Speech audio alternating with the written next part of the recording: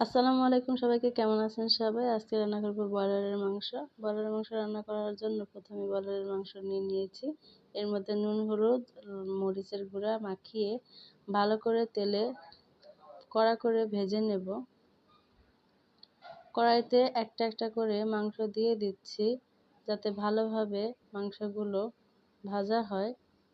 খেয়াল রাখতে হবে চুলার জাল যেন বেশি লো না হয়, আবার হাইও না হয়, তাহলে মাংসগুলো পুড়ে যেতে পারে।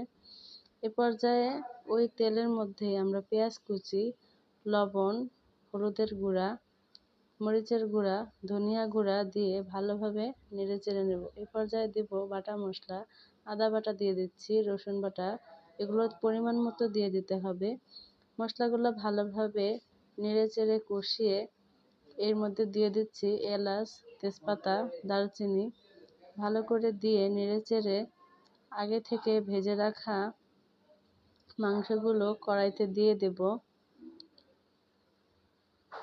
মাংসগুলো কড়াইতে দেওয়া হয়ে গেছে। এ পর্যায়ে ভালোভাবে মাংসগুলো নেড়ে চেড়ে মশলার সাথে কষিয়ে নেব। এতে অল্প পরিমাণ পানি দিয়ে দিয়েছি যাতে করে মাংসগুলো সেদ্ধ হয়। এর মধ্যে দিয়ে দিচ্ছি জিরার গুঁড়া ফ্লেভারের জন্য। জিরার গুঁড়া আপনারা চাইলে দিতেও পারেন, আবার নাও দিতে পারেন, কিন্তু দিলে খুবই ভালো লাগে।